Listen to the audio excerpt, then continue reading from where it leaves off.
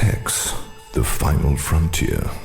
These are the voyages of the speculative interdimensional vehicle, Sex in Space. Its mission, to explore new points of view, to seek out fresh opinions, to boldly go where so many have gone before, and still somehow manage to totally miss the point. Subscribe to Sex in Space, wherever quality podcasts are found.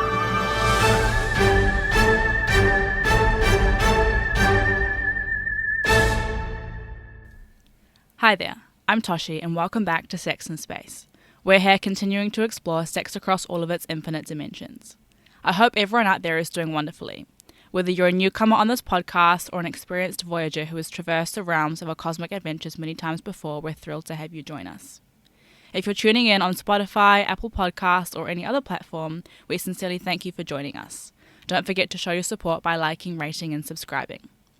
You can also find more great Sex and Space content over on TikTok and Instagram. Just search for us using our handle at sexandspace.com. That's sexandspace.com. We really love hearing from our listeners and engaging with our community, and your feedback means the world to us. We're all on this journey together, so please feel free to reach out in any way you like. Now let's dive into an incredible interview. Our very own Dr. Jane Cherrington had the pleasure of chatting with Dr. Laurie Mintz, a feminist author, therapist, professor, and speaker whose life's work has been committed to helping people live satisfying sex lives. She's also the author of two incredibly important books when it comes to empowering women sexually: Becoming Cliterate, Why Orgasm Equality Matters and How to Get It, and A Tired Woman's Guide to Passionate Sex, Reclaim Your Desire and Reignite Your Relationship. Let's get started.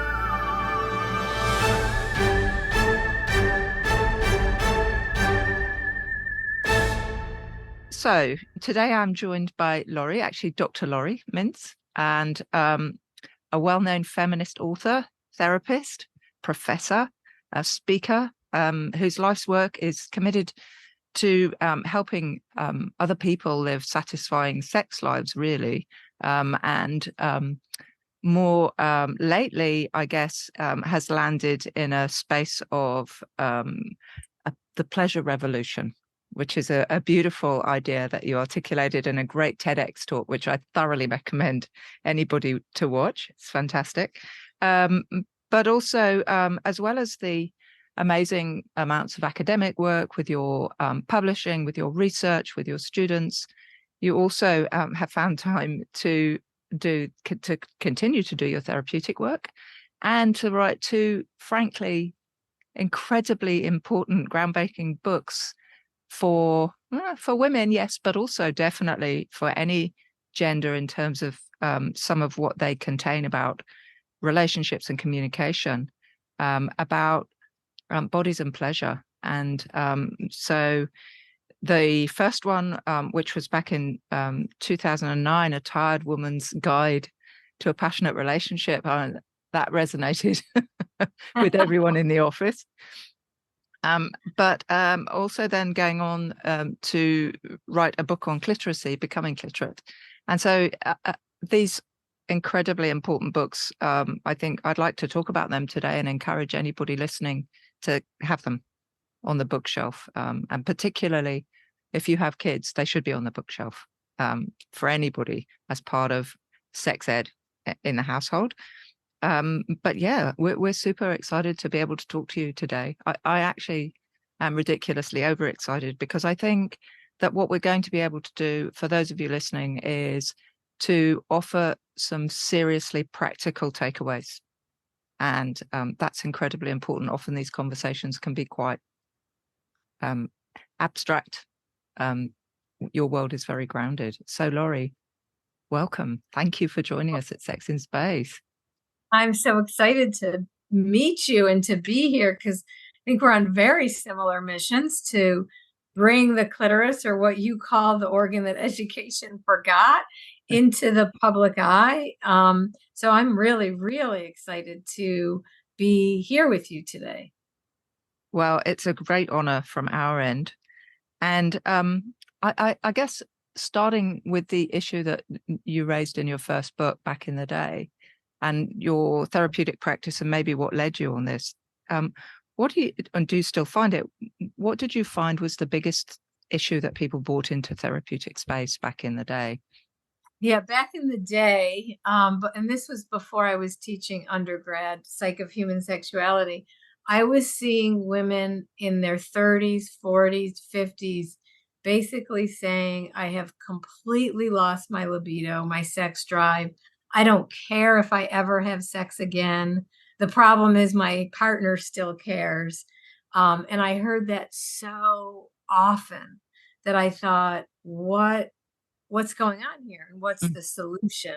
And that's why I wrote my first book. I mean, I'd say every client who I asked, how's it going? I heard that. My friends, relatives, everyone in that age group, I was hearing that from. And I thought, well, as a therapist, unfortunately, we don't often get trained in sexual issues, but I've always been comfortable with it. So I always talk to my clients about it. I thought there's got to be something out there to help women, but I found things, but they were all in the scientific literature. And I thought, not fair, not right.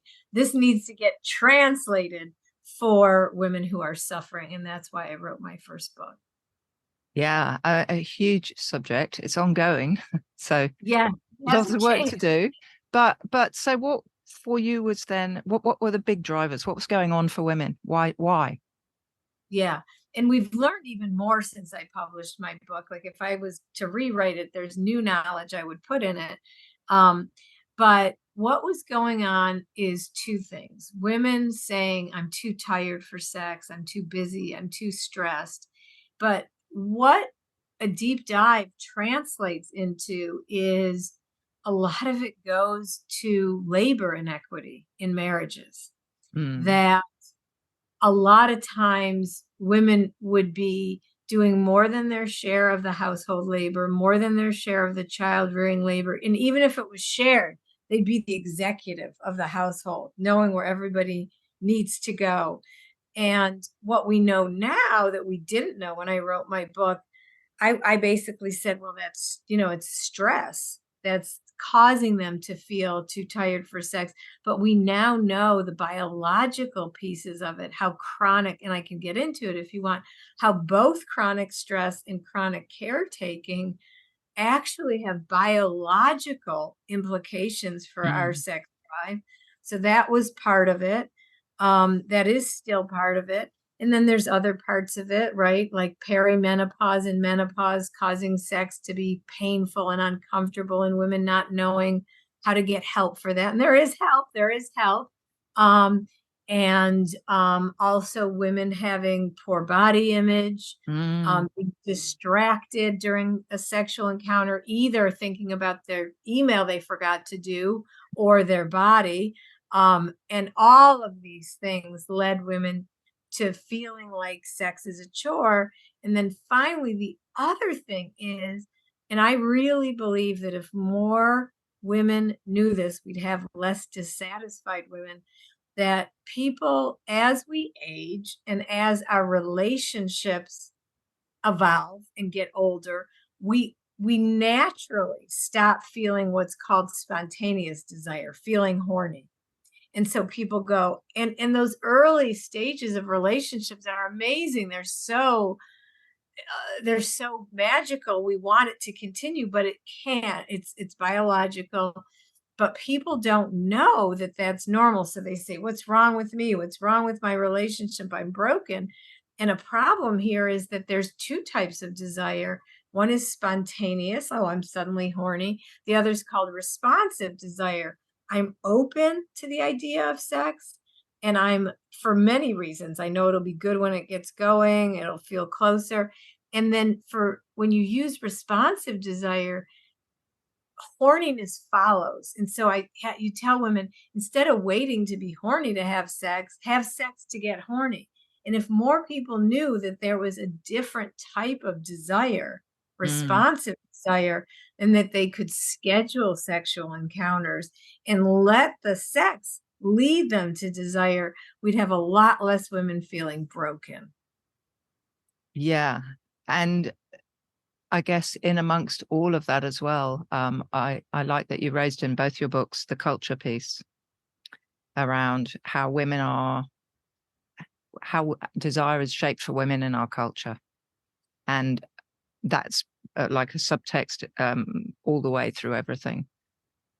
That is a I'm so glad you noticed that and bring that up, because like I hear so many women say they feel broken. Sex is painful, or intercourse is painful. I don't like the word sex and intercourse as if they're one and the same.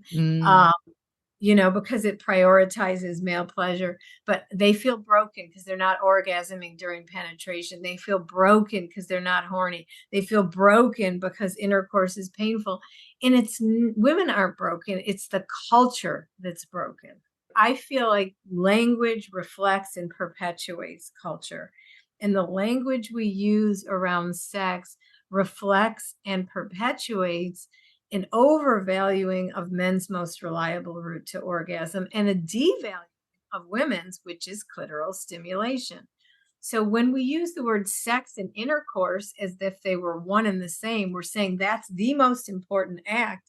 Yet it's the act that people with penises and men most reliably orgasm. And only 4% of women say it's their most reliable route to orgasm. We use the word foreplay as foreplay coming before, right? Just to lead up to the main event. And again, it's devaluing the ways that women most reliably orgasm. So I often say, if we overvalued women's sexual pleasure the way that we overvalued men's, we would call foreplay sex and intercourse postplay. I'm not suggesting we do that. I'm not suggesting we turn the tables, but I am suggesting that we equally value penile and clitoral stimulation as equally sex.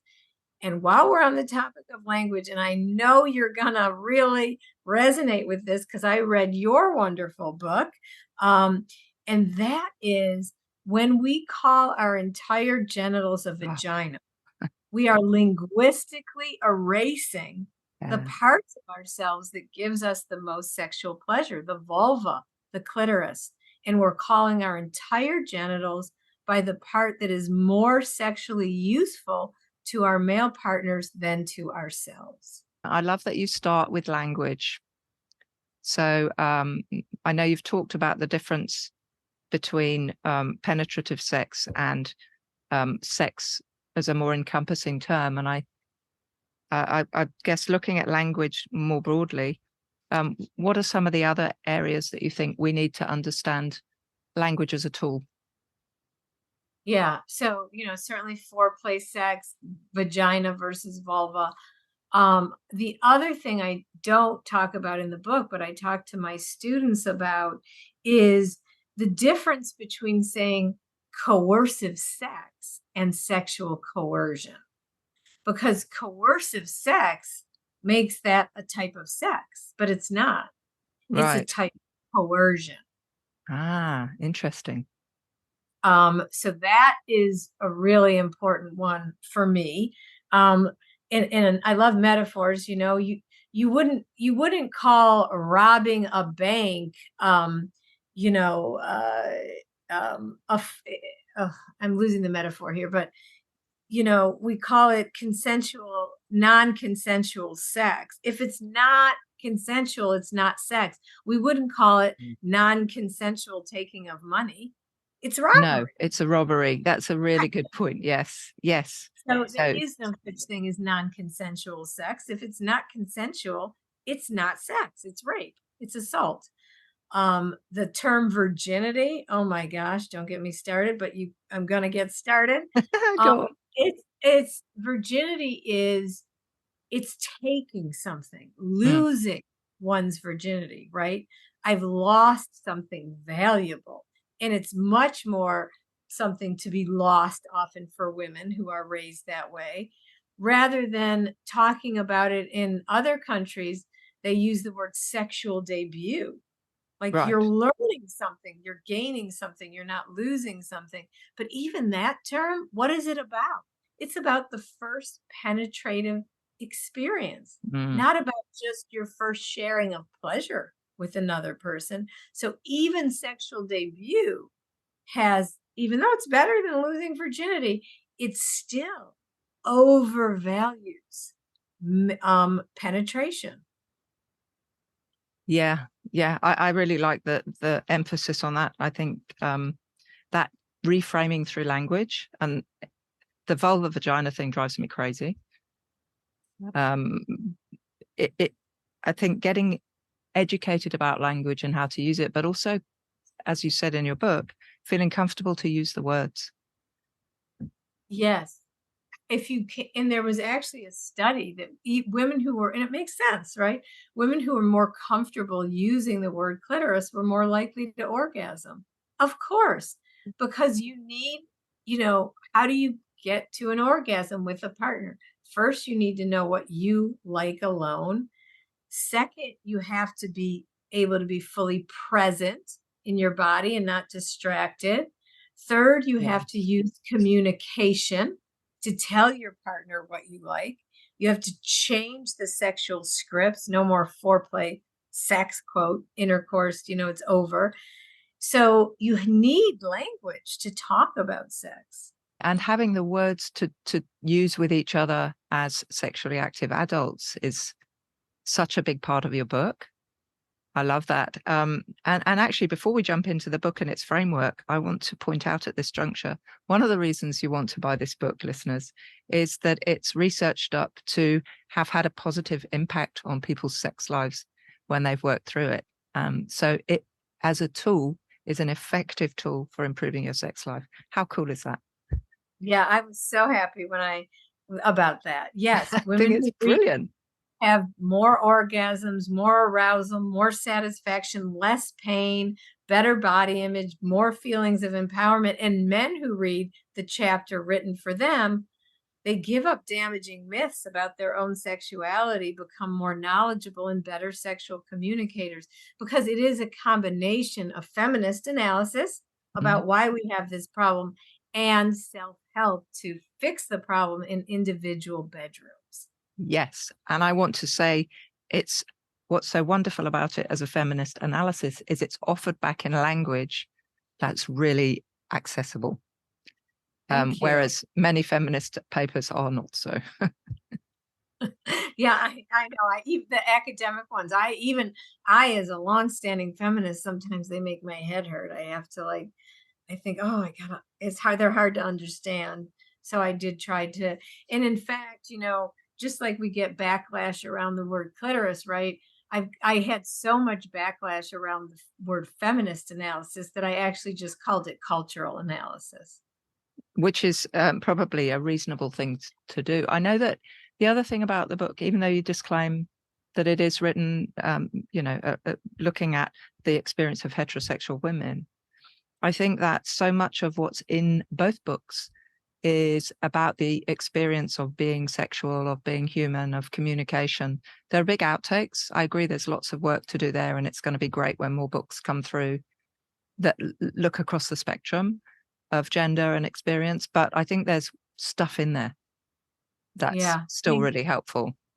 Thank you for saying that. Yeah, it was really kind of a dilemma because I wanted to write a book to solve one sexual problem, which is the orgasm gap in heterosexual sex. And that's where the problem is. We know that when women get it on with other women, they're having orgasms. When women get it on with themselves, they're having orgasms. So we know the problem is in our bodies. You know that. You wrote the book too. It's the way we do heterosexual sex. Yes, although I'd probably add a rider in there that because it's not entirely closed as a gap in female relationships or male relationships, it's that also the shaming of sexuality that happens through culture, often through frameworks that come out of religious communities, can lead to, or abuse as a young person can lead to a really troubled sense of self. Absolutely. 100%. And I don't know if you're referring to purity culture. I've worked with a lot of young women from purity culture. Many take my class and they're so ashamed of any sexual feelings. And, so it really, shaming messages about your sexuality, your sexual orientation, or your gender identity, it's going to cause problems in the bedroom because shame and sex are enemies. Yeah, totally. So you talk us through the framework in your book. How did you start to develop a way to make sense of, okay, these are the background reasons for this problem. What do we do? Yeah, I mean, I think it really, I give credit to my students, to be honest with you. And so many women who came before me, like Cher Height, Betty Dodson. Like, I feel like I stand on the shoulders of women who've been singing this song for a long time. But I taught my students, when this book started occurring to me, I was teaching human sexuality to hundreds of students a year. And I was shocked because when I told them about the clitoris, this was like new information to me. Yeah. And I was like, what happened here? I'm 63. I knew about it when I was a college student. And when I started teaching about it, they got so excited. And so many said, I don't feel broken anymore. So I started really teaching to women's sexual pleasure.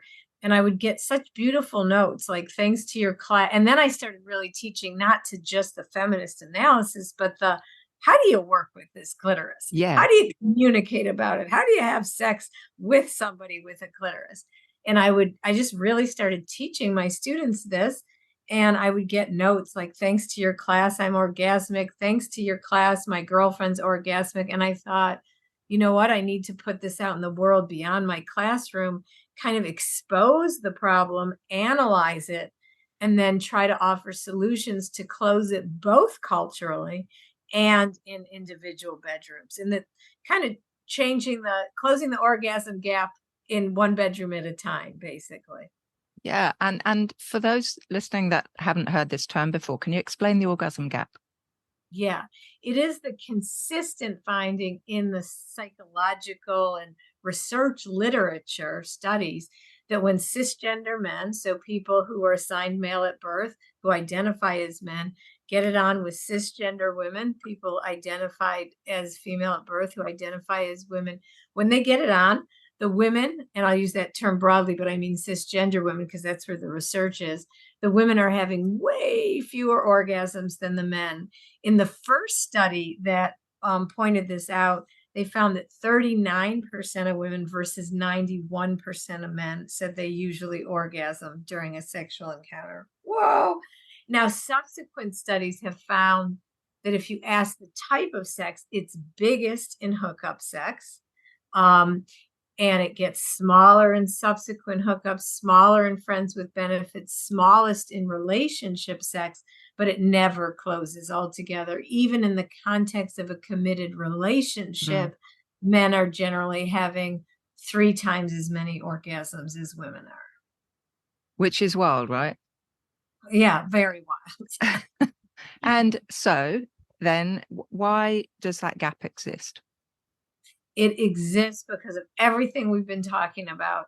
It exists because people think intercourse equals sex, even though that's not women orgasm, and they revolve the whole encounter around it.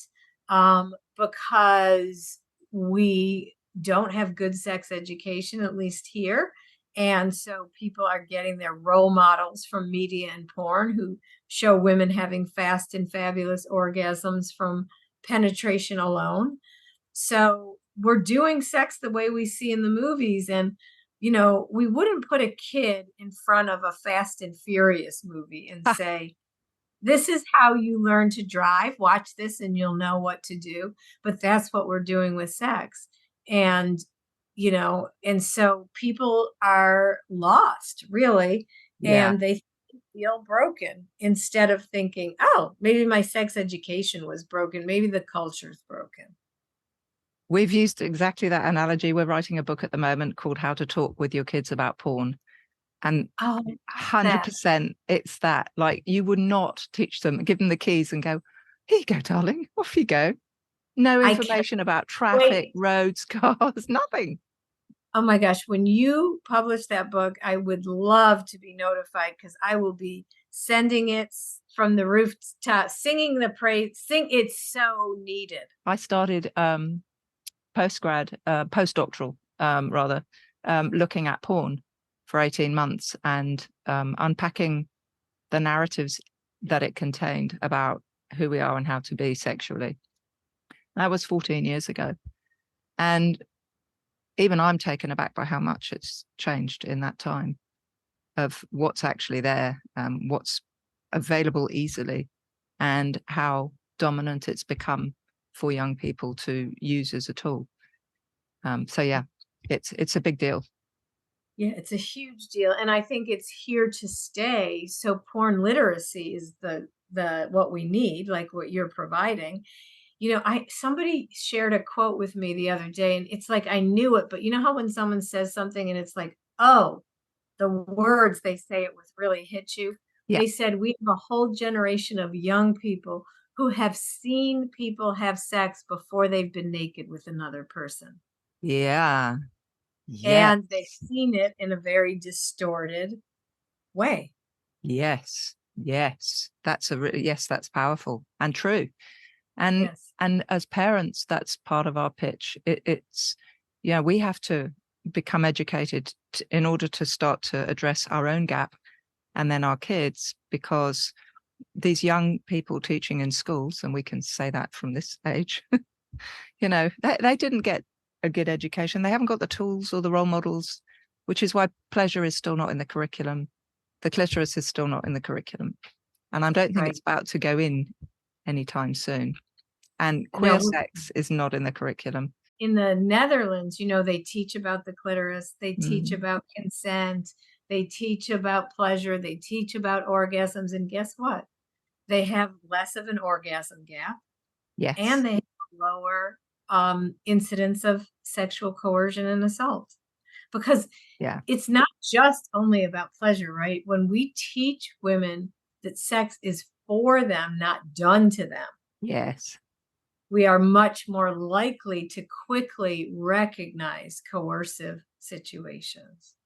That's a really good point. And we're much, yeah. No. Yeah. So, and when we stop teaching women that sex hurts, we're more likely to say, stop, that hurts. Because so many women now, we know from the stats, over 30% of women are having painful penetration and not saying a word to their partners. Back to that issue of pleasure and arousal. One of the words I bandy around most in that space is lube. Yes. You do that a lot, yeah? I always say, vibrate, masturbate, lubricate. An excellent recipe. And as long as you're at it, you might as well hydrate too. I think the other thing that I like that you do is calling out the things we learn from culture and the problems with those. And one of those is sexual positions. Can you talk to us about that? It drives me so crazy. Pick up any women's magazine, men's magazine, best sexual position for her orgasm. They're talking about intercourse positions, and they're not even mentioning the clitoris. Yes, there are women who do experience orgasm through penetration. They're few and far between. So that's why I call this problem out, not to make them feel bad, but to make sure everyone who, feels good. And the best sex position for her orgasm without even mentioning the clitoris at all, because if positions do work, it's generally because the woman is getting her clitoris stimulated by rubbing it against a pubic bone, a penis, etc. So, those articles drive me insane. And, for some women, for those listening, the way your body, the diversity of bodies is extraordinary. And for some, it doesn't matter what position you're in, you're not going to be able to rub against anything with your clitoris because it's just not positioned to do that. Exactly. And when I've done my survey data of what's your most reliable route to orgasm, about 4% say penetration alone. And then about some say I don't orgasm. And then some say clitoral stimulation alone. Some say clitoral stimulation paired with penetration. But here's something women has told me that I've never seen anywhere else, but they've told me this. So many women have told me this, that many women cannot orgasm with a penis in their vagina. It's Right. too distracting.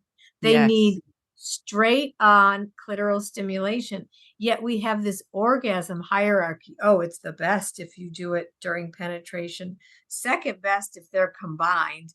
Third best if it's alone. And excuse my French, but I call BS on that. Yeah. Like, no, any way you do it is fine. And requiring straight on clitoral stimulation without a penis anywhere near is completely fine. And the other thing that I don't read about, and I think that's a really important part of that puzzle that is an incentive for everybody involved, is when you've had orgasm through clitoral stimulation and then you continue, if you want to go there, into intercourse, the intercourse is radically improved and pleasurable to a way higher degree because of the level of engorgement and the stimulation, the lubrication, and that creates a whole other experience sexually. Absolutely. Absolutely. And so there's lots of reasons it reminds me, like, there's a lot of reasons people have pain with penetration, and there are many medical causes. So I always tell women, you must see a certified sex, med physician. But for a lot of younger women and some older women as well, the reason they're having painful penetration is because they're rushing into it. Yeah. And they're not using lube. They're not even excited. They're not, their cervix hasn't pulled up and out of the way. It causes pain. When someone studied my book to say, is it effective? This was such a surprise to me. Yes, I hoped that it would increase orgasms and body image. The biggest effect from my book was a decrease in sexual pain. That's incredible.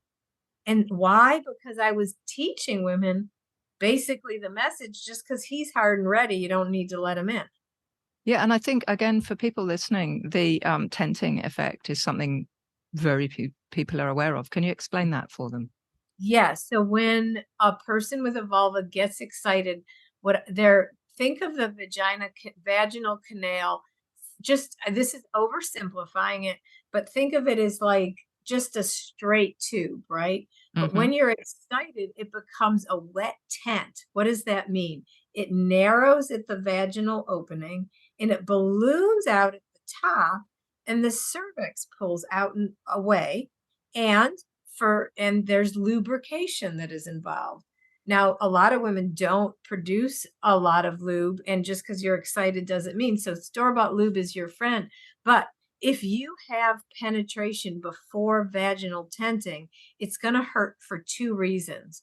One, there's not enough lubrication. And two, the penis is going to hit the cervix because it hasn't tented up. Mm. And that's such important information. Again, we don't get that in our sex ed at school at all. Can you imagine how much more useful and how much better sex would be from the get-go if we got that information about basic biology?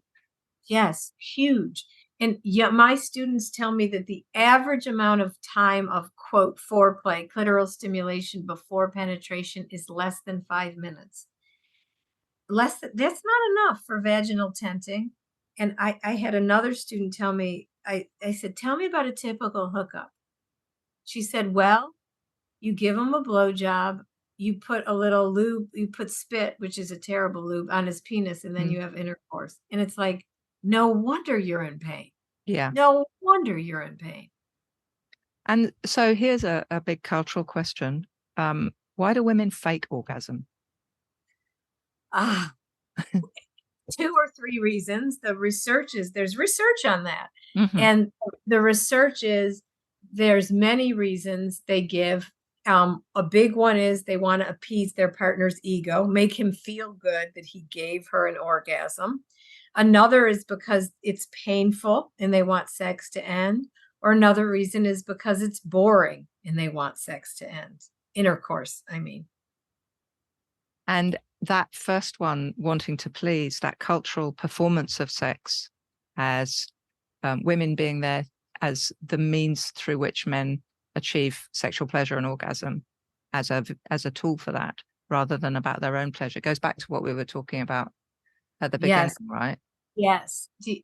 Peggy Orenstein had a great line about this.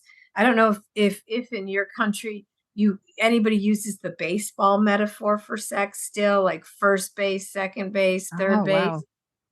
I don't know. I'm too old. Okay. Maybe. Okay. But what, first base is kissing, second base is like touching the breast. Like there's this whole thing here. And what Peggy said is, in the baseball metaphor of sex, we are not even playing the game. We are the field the game is played on. Yeah. Yeah. But we're trained to be umpires. Yes. I can stretch that metaphor. Yeah, I love that. Exactly. Yeah, exactly.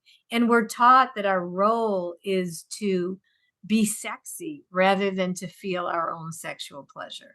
And that whole issue of slut shaming for women that are sexually expressive and comfortable, that's something you call out as well, yeah? Absolutely, because it's absolutely impossible to have pleasure while you're worried if you're going to be called names for it.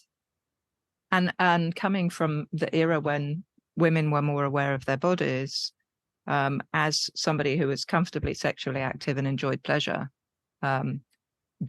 culture was not comfortable with women like me at all. Like it closed you down really quickly. And I love that in your 12 commandments, which we'll maybe finish with at the other end, is one of them is not slut shaming. It's so important to allow women to be sexual. Yeah, and women are slut shaming each other too. It's like it's so pervasive in the culture. But yes, no more slut shaming. And also no more penis size jokes either. Because all those do is perpetuate male insecurity and give the wrong message that their penis size is essential to our pleasure. Absolutely. I was very uncomfortable listening to a stand-up comedian the other day who was awesome until she did that as a joke. Yeah. Not okay. And interestingly, in terms of how we frame sex, one of the research pieces you quoted in your book, 68% of women defined oral sex as sex, but only 33% of men defined that as sex. Yeah.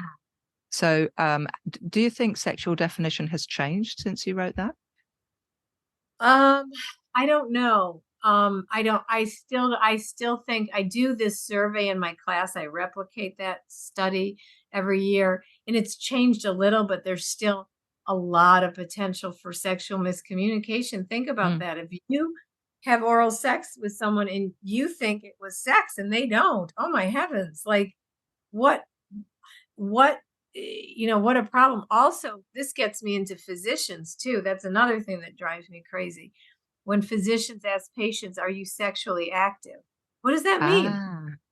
Because, right? Because if it's very heteronormative, and I know that there's young women who say, oh no, I'm not, because they haven't had a penis in their vagina, but they may be having oral sex, sharing sex toys. I mean, and those are like, we need to stop using vague language. Absolutely. The STI consequence of not considering oral sex as sex is huge. Massive. What I love in the book, and I feel like we're going to run out of time about talking about both books, so just get both. But the framework that you offered gave some super practical tools, and I want to give a couple of examples so that people can understand how powerful it can be. One was the backpack approach to relationships, and I think that can be narrowed to sexual components, parts of your relationships, or to all of it. But can you tell us what that backpack approach is? Sure. When in the communication chapter, I talk about this, that that, and I use this with couples I work with, or, it can be with family members too. It's not just sexual, that every relationship, I say we have an invisible backpack on our back, and we might pick up a little pebble and go, I'm a little hurt, but worth talking about it, throw it in the backpack. Or we might pick up a big stone and try to work on it, but because just like sex, we're not taught conflict resolution and communication in school and in our families, we don't work it through. And so then we throw it in the backpack as well. And by the time couples come to my office, they are ready to throw the whole backpack out, or they're taking the stones out and throwing them at each other. And so I say, what we're going to do is we're going to learn tools to never put things in your backpack again, communication skills. And then we'll take the stones out one at a time. We'll throw out what we can. We'll work through what we can. But so you don't put back pebbles or stones in your invisible backpack again. I think it's a beautiful practical metaphor, and it's unpacked, and the tools to work through the stones are also in the book. And one of those tools is a really beautiful and important idea about you to I statements. Yes. Can you explain those? Yeah. So in the communication chapter, I give general communication skills before sexual communication skills, because sexual communication is just a subset of good communication.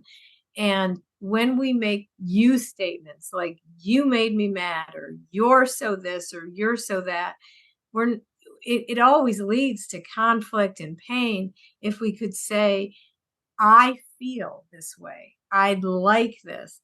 And when I'm teaching this to my class, we have so much fun with it. I say, there is no you statement that I cannot turn into a better I statement.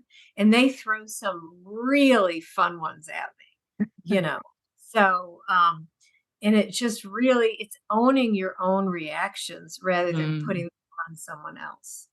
Absolutely. You gave a lovely example too of I think your partner was putting away laundry around the bed, and you said, are you going to be finished with that soon? And I think Glenn responded by laughing, which was nice. Yes, exactly. Yeah. And that relates to another tool that I talk about, is not asking questions that are not questions. Like, and think about the question, do you want to have sex? Nobody asks that question because they're actually just curious. They either mean like, oh, I hope you do because I do, or I hope you don't. And a lot of times we're socialized as women to not own our needs and to ask these vague questions. And it never goes well. Even something as simple as, where do you want to go for dinner? And then the other person says pizza. And you're like, oh no, I want Thai food. It's like, well, then why didn't you just say that to start with it? Yeah. Solid advice. And in terms of the cliteracy book, what I would tell people, because we're coming up to our time, is that it's so thoughtful and well unpacked, and it includes really practical how to masturbate advice, which is amazing. The self-help chapters are, so there's the feminist analysis, as you're saying, and then there's an anatomy chapter, right? And encouraged to look at yourself. And then there's a chapter on the way we think about sex, both outside of the bedroom and inside, turning off sex negative thoughts outside of the bedroom, feeling your body in, and then how to masturbate, because it is the most scientifically, empirically supported technique to help women learn to orgasm. And then communication to transfer that to partner sex, because it's such essential but underutilized advice, that the most essential step for having an orgasm with a partner is getting the same type of stimulation you get alone. And so in a lot of even the psychological literature to help women orgasm will say, oh, masturbate. But that doesn't alone. Yeah, then you have orgasms when you masturbate, which is great. But we need to give people the tools to transfer that into partner sex, which involves communication and which involves changing the scripts, if you will. So more turn taking, less just foreplay, intercourse, over. Yeah, and even for some, I talked to a lovely woman recently who grew up in a very religious environment, and she didn't experience her first orgasm until she worked in a sex store in her 30s, because she didn't know how to masturbate, which is why I think your book's so important, because it doesn't assume, just because we're told go do it, that we understand how our bodies work or what to do. Right, right. Yes. Thank you. Yeah, I took a lot of care with that chapter to really give detailed instructions and options, because not everybody's going to do it the same way. No, definitely not. So just to wrap up then, because as I said at the beginning, we could We could spend talk quite for some time hours. talking. Yeah, I definitely. know we're on so the same page. It's so lovely to talk to you. Oh, this is just amazing. I actually feel re-energized for what we're doing because of realizing, yeah, it matters. Your 12 commandments. Now, this is like asking somebody to remember the 7 dwarfs, right? I know they're yours, but you can never remember one of them. So I've kind of done little notes to help prompt, but I thought they were a brilliant way to end, to say, okay, if you're going to set yourself up with a framework for a healthy attitude to sex and sexuality, 12 commandments for living by. Do you remember what they are? Yes. No more slut shaming was one. Mm-hmm. Calling out false images of pleasure was another. I think saying the word clitoris loudly and proudly was another. I think communicating your needs was another. I think that's about 4. I don't remember the rest. No, so I think to get educated, which was really cool. Equality of language, Yeah, which you called out. First sex defined as first orgasm, which I thought was beautiful. And when we were talking earlier about how you might define it, I thought that was really nice. You already said before, no jokes about penis size. So real. Love your body. Pleasure yourself. Sexual pleasure, not sexual goals. Choice and equity, and ongoing education and problem solving through life. Yeah. Okay. Yeah. So I tried to take the messages in the book and make them into 12 commandments. And in fact, I just had a therapist contact me and say, can I make those into posters for my office? And I was like, sure, definitely. Yeah, I think there's a definite infographic in there. It's like, this is, if you're going to do anything, just follow these. These are really good. Yeah. Well, on that note, I think, because I know that you're due to go and have dinner, I'm going to let you go. But yeah, we could have talked forever. An amazing conversation, such important work, such a powerhouse of energy. Well, back at you. I loved your book. I think it's so needed. And as I told you, I learned stuff from it. I learned things I didn't know, which is like, at first I was like, oh my gosh, do I have this wrong in my book? And then I was like, no, wait a minute. I wrote that book in 2017. Knowledge has changed. Yeah. Because we're still in our infancy. So I think your book is easy to understand, digestible, so important. And I love its both power and its brevity. And I could talk to you for hours as well. Thank you so much. And for everybody listening, again, I can't say it enough. These books are so important as tools in the household. Invest in them. Yeah, I hope we talk again, and we'll send you a copy of our book to review. We're honored. That would be great. I'm glad you're writing it. Thank you. Awesome. Have a good dinner. Thank you.